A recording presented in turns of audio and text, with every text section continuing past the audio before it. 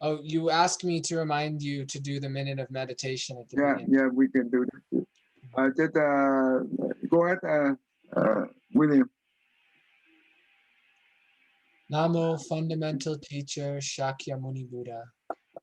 Namo Fundamental Teacher Shakyamuni Buddha. Namo Fundamental Teacher Shakyamuni Buddha. The unsurpassed, deep, profound, subtle, wonderful Dharma in 100,000 million eons is difficult to encounter. Now that I have come to hold and receive it within my sight and hearing, I vow to fathom the thus come one's true and actual meaning. Yeah, all right. So let's do 1 minute meditation together.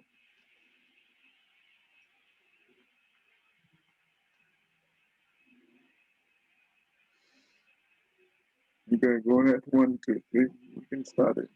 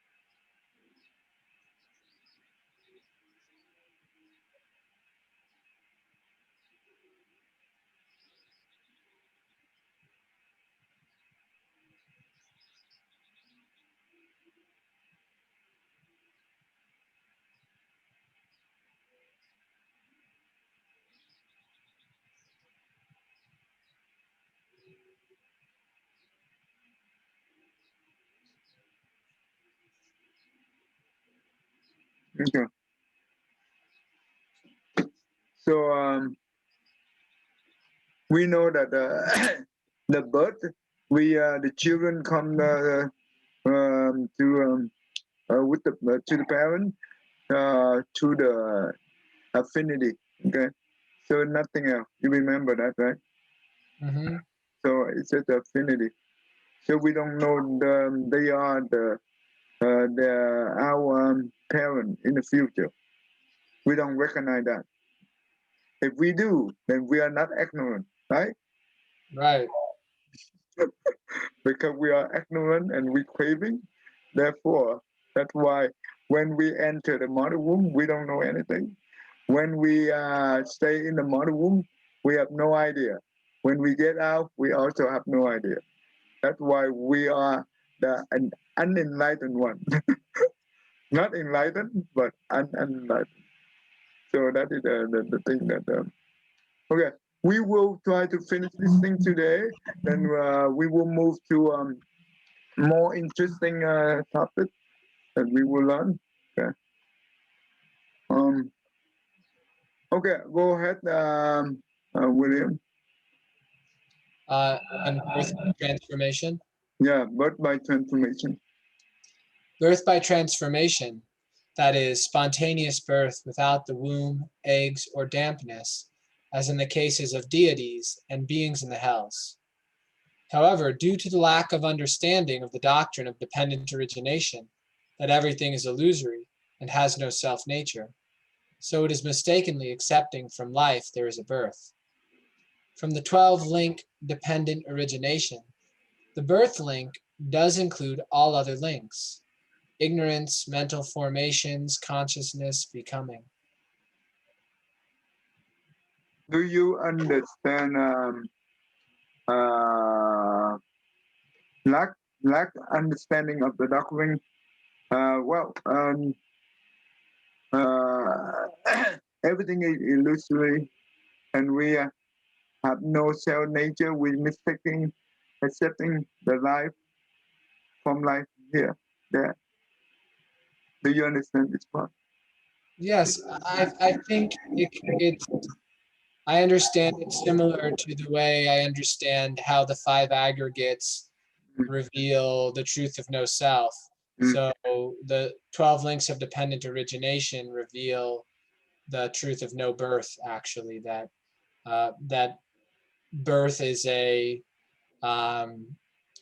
phenomena that's dependent upon many other things coming together. So it has no individual reality separate from those other things. So it can be said to be empty and illusory. Okay. This is in the Tabernacle teaching that when when the Sri Puja, right, he met the first time he met before he became the Buddha disciple, he met Venerable Assaji. That means one of the first five disciple of the Buddha.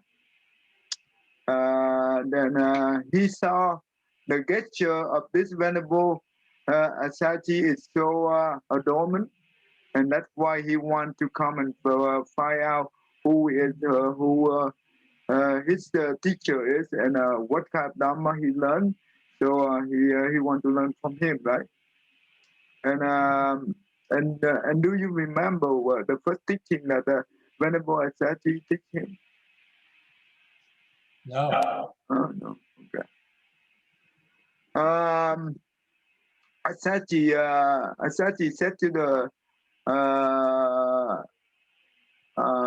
Upasya, that means before he becomes a Sri Puja, everything, right, in the phenomenon come together, arising due to the cause and condition. And also, all the phenomenon come to extinction also due to the cause and the condition. Does it make sense to you? Yes. This is the definition of the emptiness in Tabata.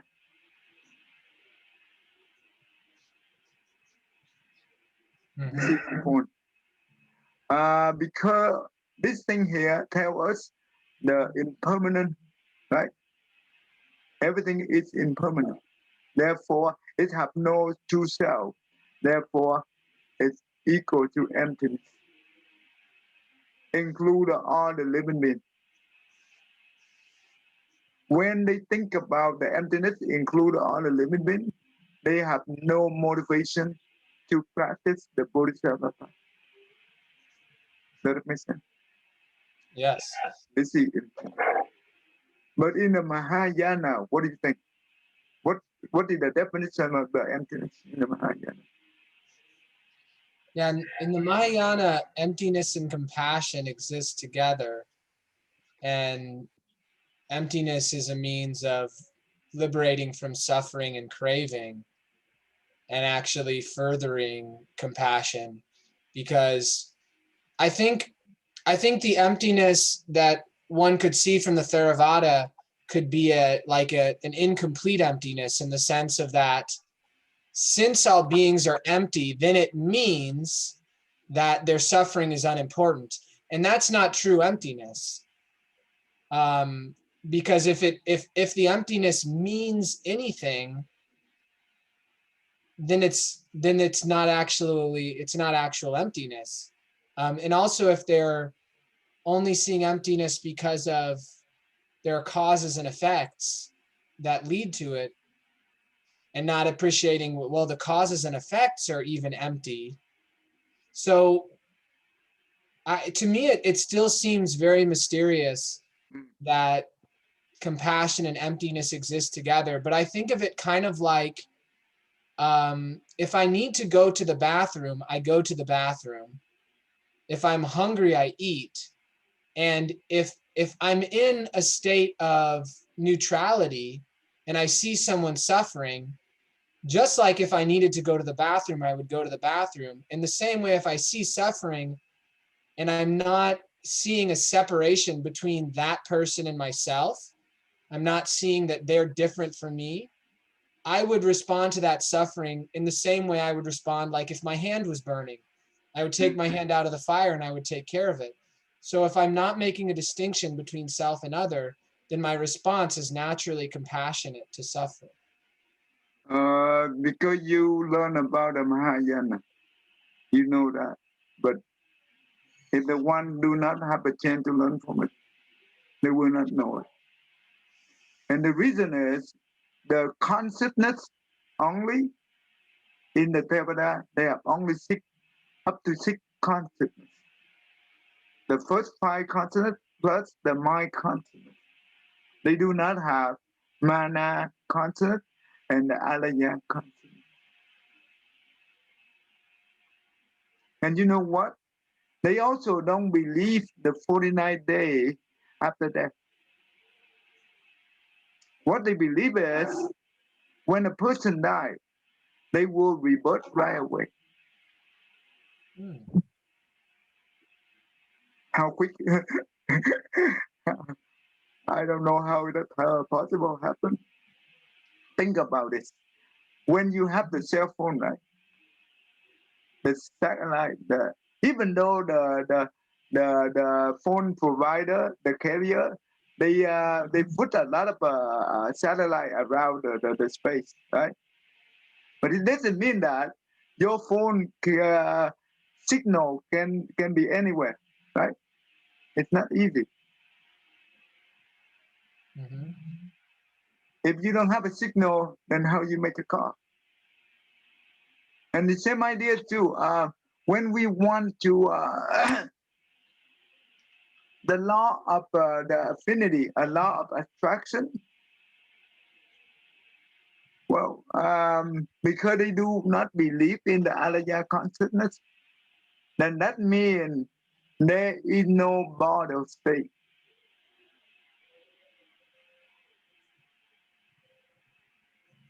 They don't believe in the border state. They think that everything happened very quickly, but sometimes it doesn't make doesn't. For example, do you see the dead person right near death? Do you think they can be able to go at day one? No, they cannot. Right? Sometimes it takes a few years before they actually die.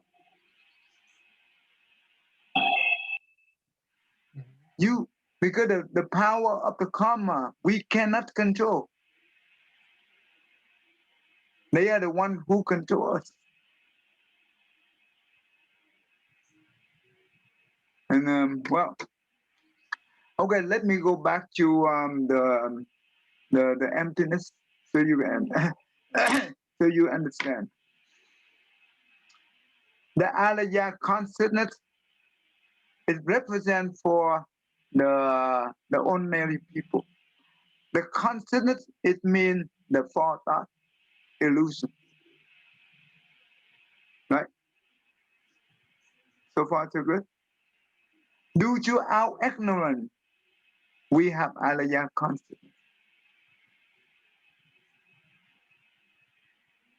Does it make sense? If we are not ignorant, then we will not have the conscious because we do not have the thought of duality. The pure nature is beyond, it's a non-duality. Does it make sense? The Buddha nature is truly it's an emptiness. And when from the true nature, that means the emptiness, we ignorant, we have consciousness. When we have consciousness, we create all kind of material. Does it make sense? Later on, when you learn about the concept of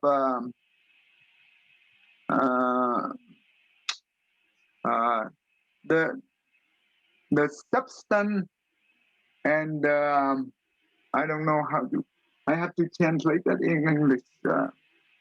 And the material. That means the nature and the material. The nature and the material. The nature is emptiness. Everything, all the existence is formed from the emptiness. Do you understand this?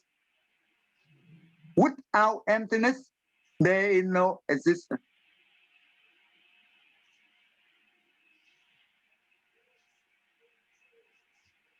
That means there exists only when we are ignorant, but ignorance comes from the true, the pure nature. And the pure nature actually the emptiness. I give you an example so you understand easily. You look at the table, right? The table, that means in order to have a table, they have to have all the conditions come together to form a table. That means wood, the table designer, the carpenter, and the carpenter using the tool, all those things, he put together, and we label it a table. But the true nature of the table is emptiness. Because why? When because impermanent, right? After some time, this will go back to the four elements: the earth, the water, the fire, and the wind. It returns to those nature. That means that is the meaning of emptiness. And this emptiness is the same thing with the true nature. That means the Buddha nature is the emptiness. You see the space, right? We call Saniya. Do you in the okay? Let me see. Um, you see the space of the whole sky, but when the space inside the cup, inside the bowl, inside the basin, inside the bucket, do you think those space is the same with the space of the whole thing? The same space with the sky? What do you think? Be hard to talk about same and different with respect to space because space is totally undifferentiated. I mean, the air molecules are, you could easily say air molecules are different, but the space, how can we say how could we say it's separate because there's no thing to They are the same distinguish it? thing, right? They are Yeah, the same thing. yeah. The space in the cup is the same with the space of the whole sky. The space in the east is the same thing with the space of the whole sky. The space in the bowl, in the basin, in the bucket is the same with the space of the whole sky. But the space have a different shape, depend on the condition and the existence. Then you see the space have the shape within it. When I use the space, it represents the emptiness. That means within each one is embodied with the emptiness, because due to the impermanence.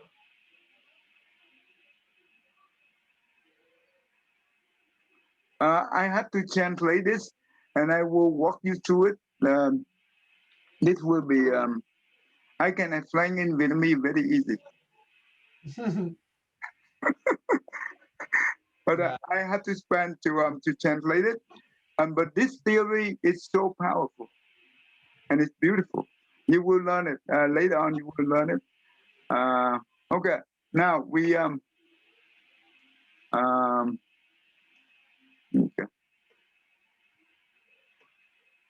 So all the existing come from the emptiness. Just remember that. Okay. Without emptiness, there is no existence. Because the true nature of the existence is the emptiness.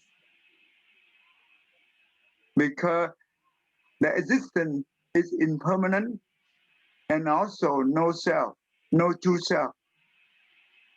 The combination of the impermanent and no true self equal to emptiness. I hope you'll be able to understand that.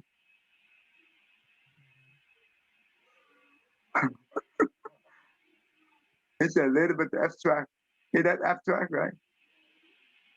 I think the initial understanding is kind of like, I've heard of this sort of analogy before. If I'm enclosed in a sphere that blocks out all light, and I initially understand this idea of emptiness, it's like I've poked a hole in that sphere.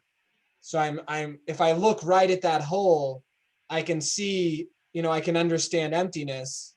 But then if I look anywhere else, I haven't fully internalized emptiness and understood it globally. So still in areas of my life, I act like I do have a self.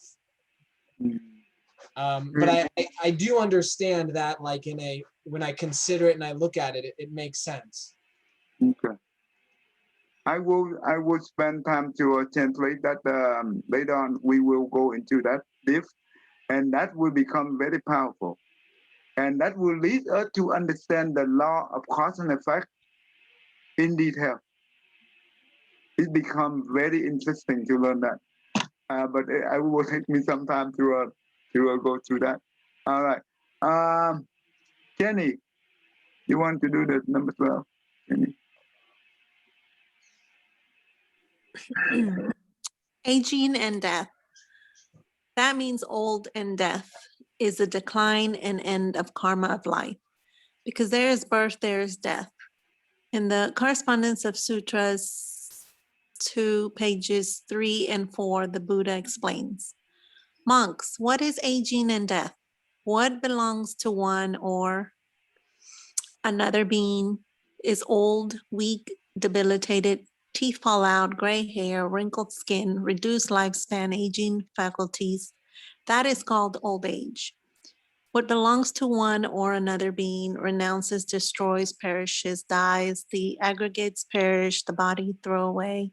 That is called death. In Duya Sudyalun, volume 61, explains that all sentient beings have 5 signs: degraded mood, degenerate energy, degenerate faculties, degenerate eating, and degenerate life. In Trung Aham, Distinguishing Holy Empire, Book 7 states, sentient beings, when they are old, gray hairs, lose their teeth, the power of vigor gradually degenerate, hunchback, crooked foot, steps, walking with a cane, skinny body, wrinkled skin, dull and slow faculties, ugly body. Body and mind feel extremely miserable. In the Mahayana, the Great Nirvana Sutra, Book 12 explains the word death includes 2 ideas. Death means life has ended. Outer dependent origination, death. It means that external conditions have ceased. In Dai Tiba San Luan, volume 20, the explanation of the word death includes 4 ideas. Having money or blessings, but die because life is over.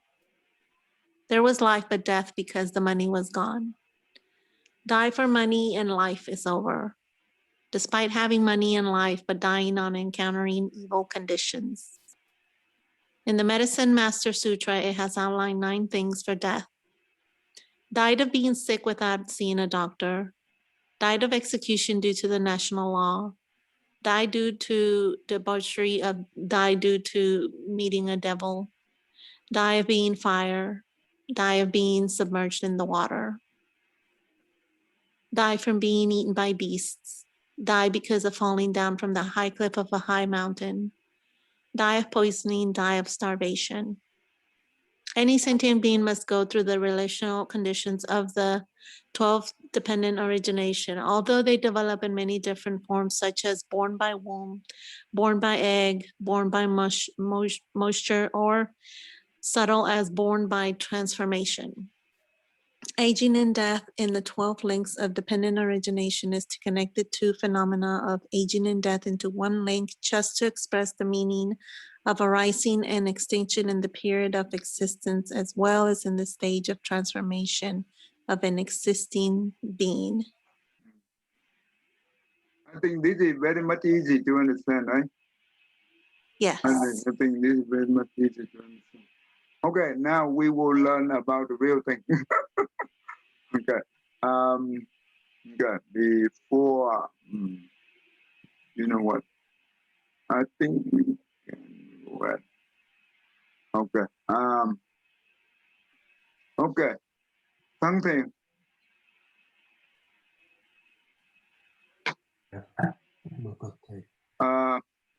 Before you read the bottom one, let me explain this model first. Okay, the cause of death and rebirth, right? That means the death and rebirth cycle. This is what we call the traveling. The traveling dependent on nation, come from the ignorant and craving. And also the ignorant and craving, usually it means that the mana consonant is also called emotional affliction. And in the mana consciousness, it has 4 layers of the self: the self delusion, self view, and self pride. This usually relate to the self, right? Self love is for craving. This three here represent for the ignorant. And also when we're talking about self delusion, we mean that the body have 5 aggregates, right? And we don't, because that aggregate is impermanent, but we do not see it impermanent, and we attach to this body. That's what we call self delusion. And self view, that means we're holding to our view, we cannot change. Self pride, that means we are proud of ourselves. Self love mean everything relate to just that the money, the material, the property or whatever, children or whatever, husband and wife, all those things that we love that relate to the self love. This is represent for the craving. This one right here is also caused to have this self delusion here. You remember that the first the stream enter the first stage of Arhat, we have to remove the self delusion, or we call the the view of the body. It's basically the self delusion. From this, we have 5 evil view, right? We learned about the 5 evil view already. That means the view of the body. When the body is impermanent, we don't see it impermanent. We attach to it. I have to go back to giới cấm thuộc being. Oh, the extreme view. Extreme view. That means one thing about that. It's only there is no afterlife after we dead, right? After we dead, there is no afterlife. That is extreme view. Or the other one is if this life I born into the rich family, next life I will also born into the rich family, and so on. That's what we call the extreme view. And the third view would relate to the wrong ritual. That means we uphold the wrong ritual, wrong ceremony, like the outside religion, right? because it doesn't help us to liberate, to free from the suffering. And later on, we will learn about the 62 wrong view. So you will know from the evil view, it will create the 62 wrong view. From the craving, right? The craving we have self-love. It also have the 5 desire. The 5 desire, that means the first one is the material. We desire for money or material. The second one is we desire for the beauty. The third one is we desire for the fame. That means to be famous. The fourth one is we desire for the eating. The fifth one we desire for sleeping, right? For resting. The 5 sense desire, that means the eye, the opposite of the the object of the eye is the form, right? We are have a desire to the visual object. Second one is the desire of the sound, desire of the smell, and desire of the tasting, desire of the touching. This is the 5 sense desire. Any question you want to ask? William, it is easy. Yes. Yeah. The 5 sense desires are very easy. The 5 desires, 2 are straightforward. And the 5 evil views, I remember going over those. Those make sense. I don't think we've gone over all the 62 wrong views Oh, yet. no, we have not. We have not. Like you said. So, yeah. But we will do so. We will have a chance to do that. Understanding part is easy. The application part takes persistence. So, but the mana constantly the most troublesome, right? This is the important because we don't understand the mana consonant. Therefore, we have a lot of emotions, affliction, suffering come from here. Okay. All right, Thang Thiện, go ahead. Do the ignorance. Yeah. Ignorance, not wise, lack of understanding about A, law of cause and effects. B, Four Noble Truth. 12, link of dependent origination. C, wrong views, attachment of self-delusion. See whatever a person experiences present, painful or neither present or nor painful, is all caused by what was done in the past. Is all caused by a supreme being acts of creation. It's all without cause and without condition. 62 wrong views. Okay, stop right here. You understand that the law of constant effect, but many people misunderstand about this one. Do you know what is the difference of Buddhism law of constant effect and the non-Buddhism law of constant effect? Do you know what the difference between the two? The difference between in the Buddhist view and the non-Buddhist view.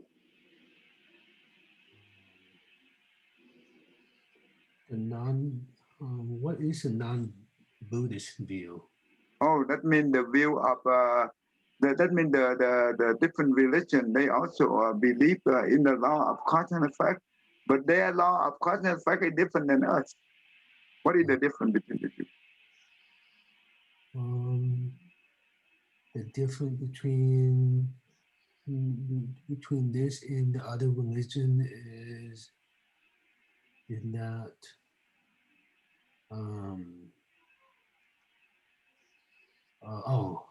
not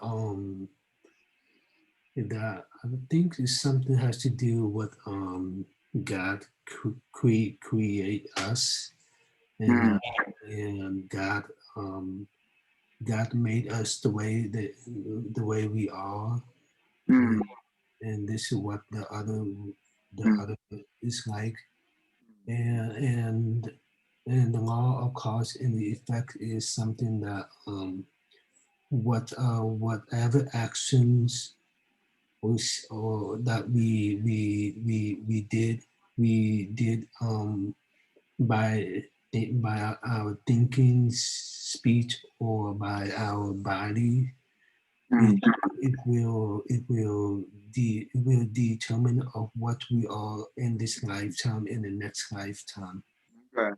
All right. Jenny, do you understand the difference between the two? Is the Buddhist way, the difference is that it has oh God, what is it? How many components do we have in the law of cause and effect? That there is a condition in the law of cause and effect, that there's also a condition in Buddhism. I know, but what are the components that we have in the law of cause and effect? What do we have in this one? How many components do we have?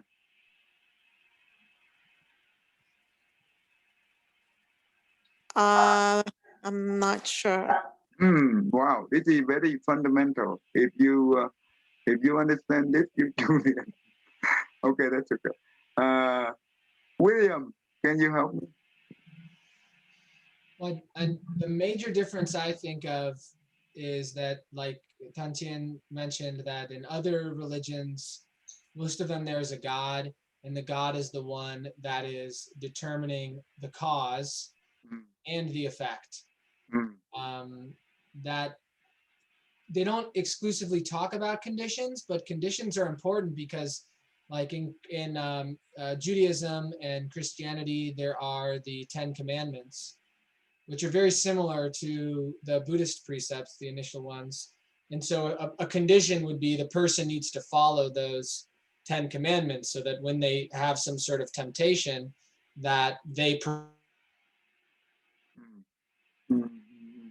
prevent a negative effect. The law that everyone abides by, it's the punishment that is dealt out by a God, kind of like a parent would punish a child.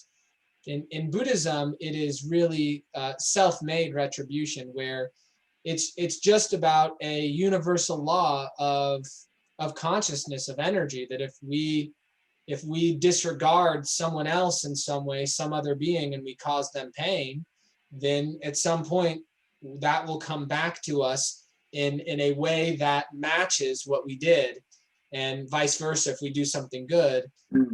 And so the components I would think of, cause, like Jenny said, condition, and then effect.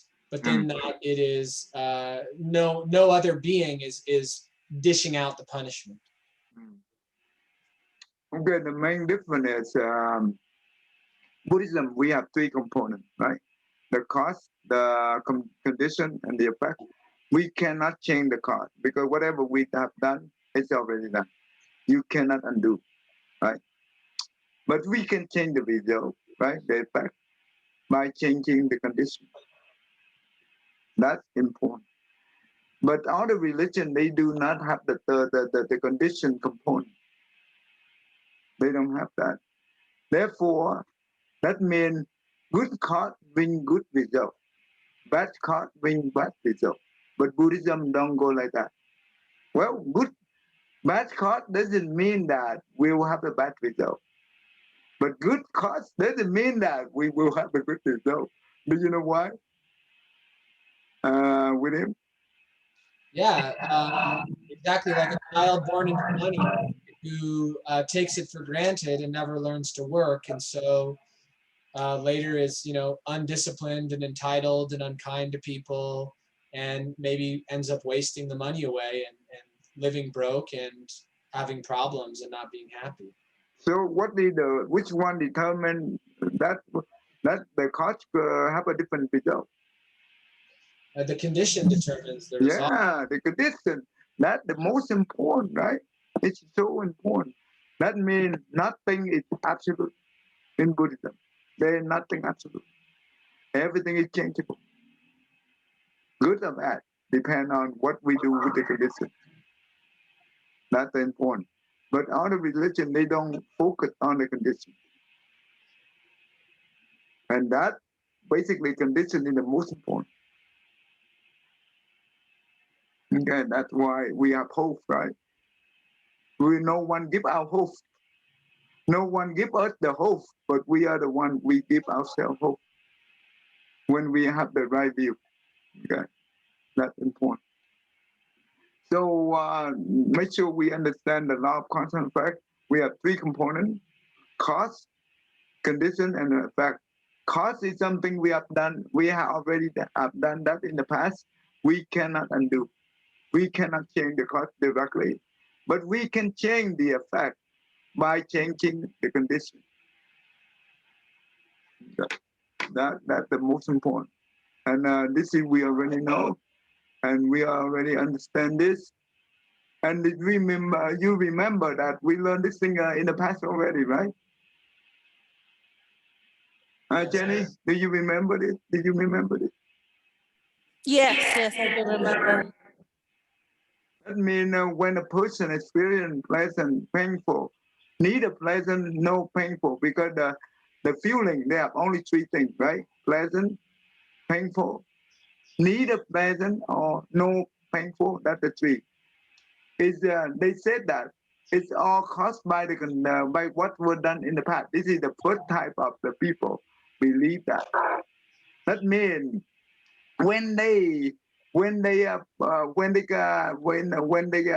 that everything caused by the past, right? So they have no motivation to do good. They have no motivation to do good. And also the second type of people is they say that all this thing here is all caused by the supreme being at a creation. That means the creator, right? And that means they also no motivation for them to do good things because they've been controlled. But Buddhism, we don't go by that, right?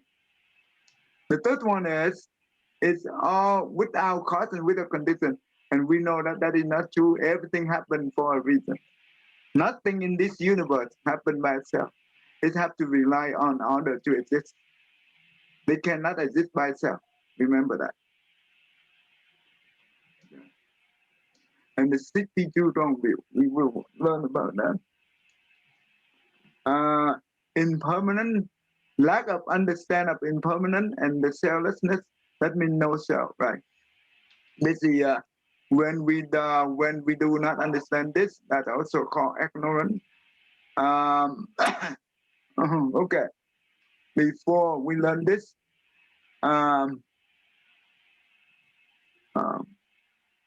okay.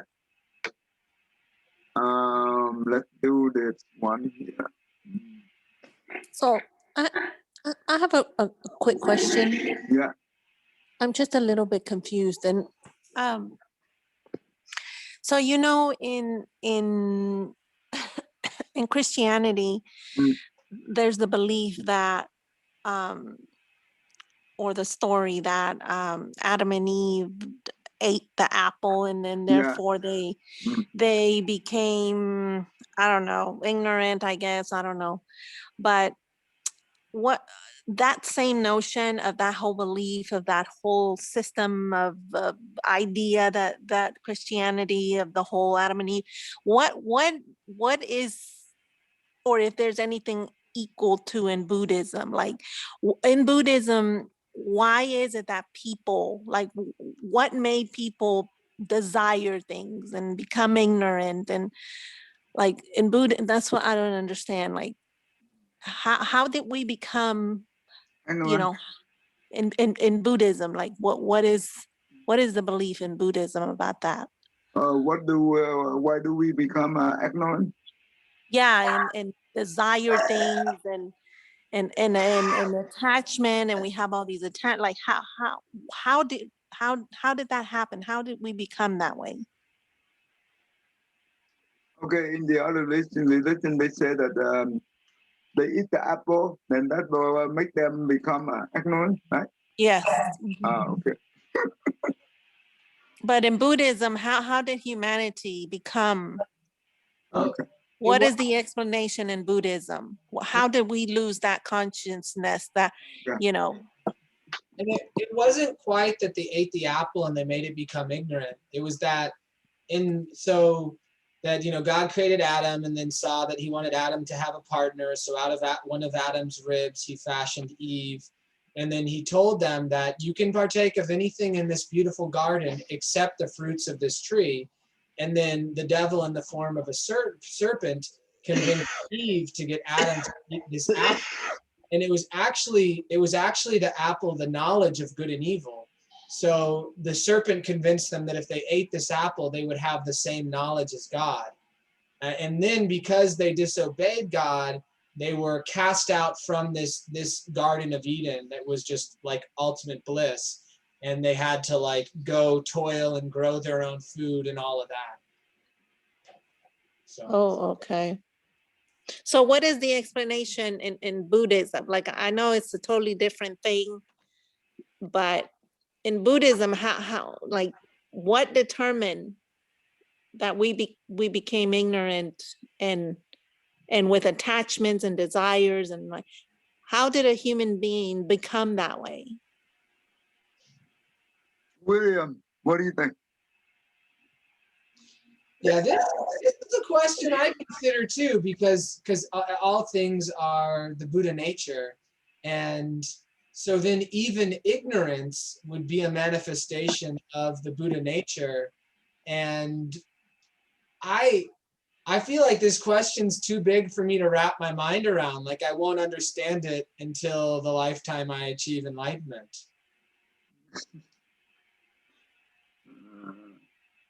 So basically, originally we have a pure nature, right? And suddenly we become ignorant. Is that what you're saying? The what? I'm sorry. Can you say that again? Originally, we all have the same pure nature like the Buddha, right? Yes, the Buddha nature, yes. Right. And suddenly we become ignorant, right? Yes, like how did that happen? Like how and why?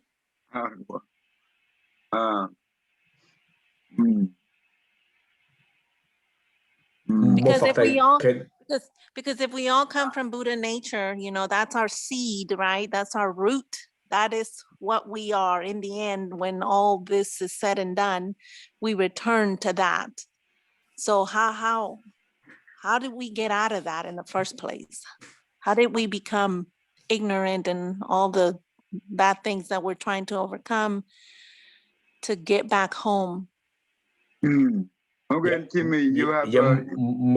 but I can have some input, yeah, please. Sure. Yes, even though that human nature for the Buddhism have the nature of the Buddhists in their mind, but the thing is, the people, they so much of have ego and not always thinking selflessness, and also not thinking life is impermanence, so that they always have a desire and also selfish, and because they think is everything as belong to them. Actually it's not. But how did they start thinking that? Like how and why did they start thinking that? So that means... I think I know. Okay, this is what we should look. In the Dharma flower sutra, yes, every being have the Buddha nature. That's correct. But do we have the Buddha nature if Buddha does not say that? Do we really know that we have the Buddha nature? We don't. Yes, we have the Buddha nature, but if we do not recognize that we have a Buddha nature, then what the difference between have the Buddha nature with our understanding? Is that the same thing with the ignorance? Yeah, that's the same thing as the ignorance. Yeah. So my question is, how did we become ignorant? How? How did that happen? How did we become ignorant? I give you a very simple example. Before we learn Buddhism about the principle of impermanent, right? We don't know this body is impermanent. We just enjoy it, right? The body, the true nature of the body is impermanent. If no one tells us, then how do we know this is impermanent? Because we do not know it, therefore we are ignorant. The universal law is always there. But because we do not have the eye of the wisdom, we cannot be able to understand and see the universal law. Not because the universal law is not there, but it's already there because we do not see it. The same thing. The sun is always there, but only the one who have the eye can see it. But the one who fly, who fly, that means that they are fly, right? They cannot see it. That is not the fault of the sun, but that is the fault of the person who are fly. Does it make sense? Yes. Yes, the nature is there. The universal law is there. But because we do not recognize it, we do not understand it. That is not the universal law problem, but that is us.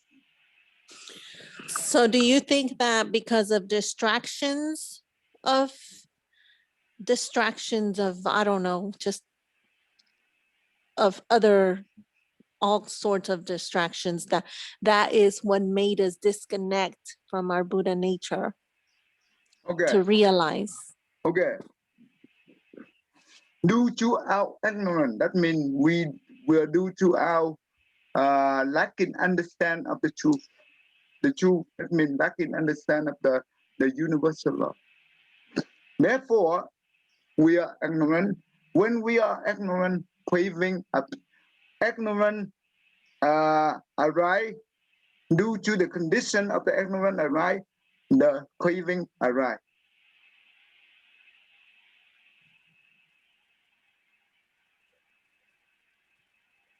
But when we have wisdom, we be able to transform craving into the generosity. But do you think that the reason why we became ignorant in the beginning is because of all the distractions that were happening at that time? I don't know, 5,000 years ago or 10,000 years ago? We don't go by the year. We don't go by the abstract of the year. Because we've been in Buddhism, we've been evolved in the life and death for numerous lifetimes. As long as we still ignorant and craving, we will stuck in this death and rebirth cycle. We don't go by year, but we go by when we have no ignorance. Then we will eventually get out of this cycle. Then that is how we return to the nature, the pure nature that we have. Based on the Buddha teaching, because the Buddha, who the one that enlightened, he just a scientist. He don't invent the universal law. He just discover. And now he hand out the law that he discovered. He teach us the same way, that if you walk on this path, you will be able to get there. That means get where? Go back to our true nature. When we go back to our true nature with the wisdom, do you think that the Buddha will fall back into the unenlightened one? William, if the one who enlightened later on, do you think that they will fall back into unenlightened? No. Why no? Because Yes. where can any fault come from, or where can any cause come from? If they're enlightened to the truth of all things, they have no more ignorance. Yeah, that's correct. When we have the wisdom, the one who have wisdom, never fall back into never create the same mistake that create in the past. The only one who ignorant will make the same mistake over and over again. Tay, can I remember, I think it's from a Tibetan teaching that's the same question, because this sort of question is like, it's kind of the same sort of thing of like, where did we come from? Like, what are our origins? And I think in it, there's a little bit of a trick where it's like, there's a duality involved, because then we're agreeing that there is a beginning. And so there's this idea that, in the beginning, this is how we were, and then we became this way. And I think we can't really understand what that actually is by using duality. And the teaching I remember is kind of like, if you discover there is a poison dart in your side and a doctor is there that wants to help you take it out, would we stop the doctor and say, wait, don't take it out. Who shot this dart? Where did it come from? How did this dart get into me? Like, tell me more. No, we would very quickly be like, okay, we're going to try to take the dart out and then apply some sort of remedy for the poison. I think this falls into the category of one of those questions that I think the way we phrase the question, it involves ignorance. And so we're believing that it's a helpful question because of ignorance, and that we can't actually answer it, and it can't actually lead us anywhere. We already learned about this, William, remember? Yeah. We learned about this, that the origin, remember the one, I forgot the name. He asking the origin, right, of the universe. The origin of where the universe come from. Either universe have the limit, the boundary, or the non-boundary. And even after the Buddha died, Buddha still exists or not exists? Neither exists or non-exists. Remember that? Yeah. All this question here, it leads us nowhere. Why? Just like you give example, in the Buddha also give the same example.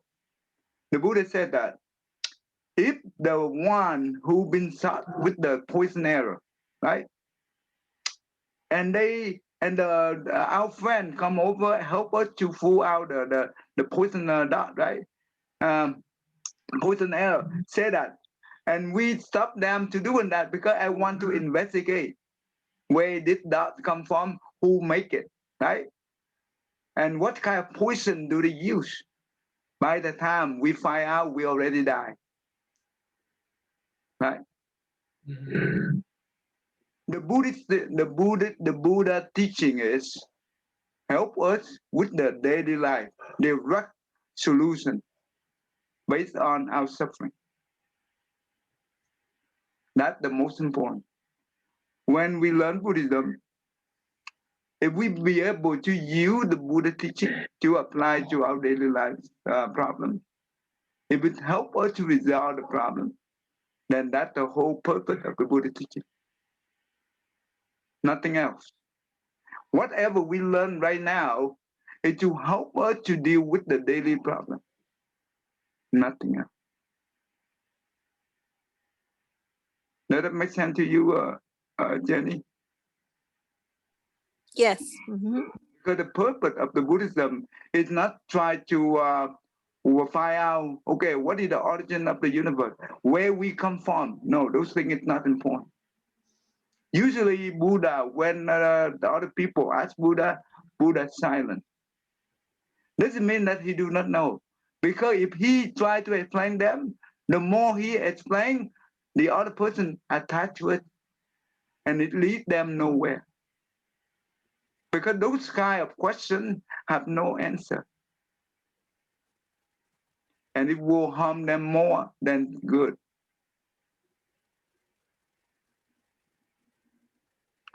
So the difference between the Buddha teaching is just like the tour give us, just like the medication give us dealing with the mental sickness, the affliction.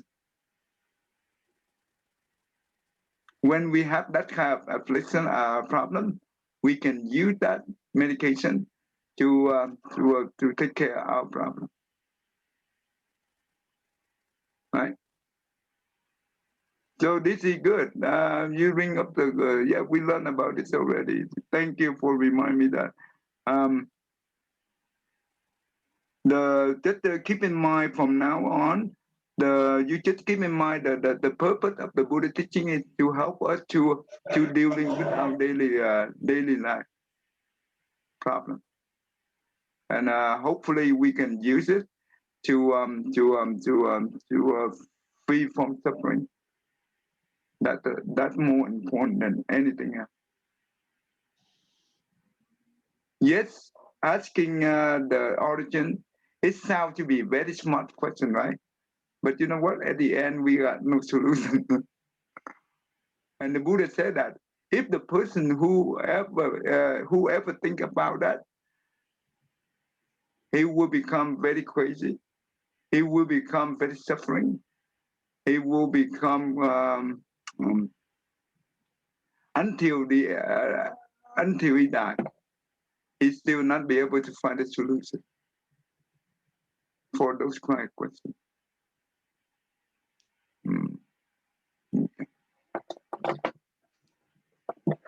Okay. But the ignorant, it means that we do not understand the truth. That's all.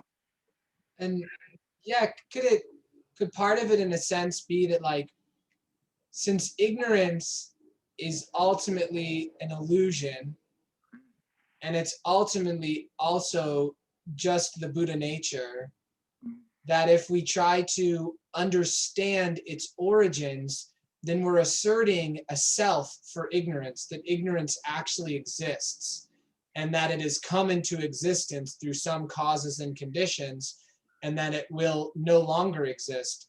But like, I think when we truly understand emptiness, we see that, like, ignorance, in a sense, never existed, but it also didn't not exist either, like neither one of those. And so yeah, the question, yeah, is no basically it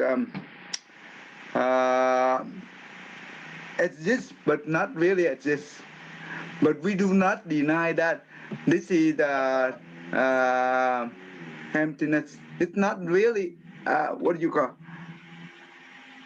it's not, it exists, it not really exists, but when it comes to non-exist, it's not really non-exist.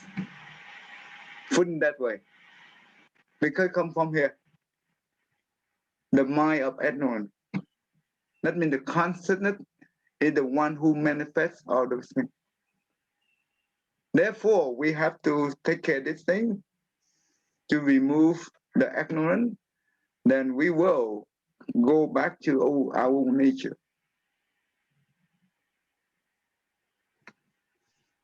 That's important. Okay, we will stop right here. I think that we can.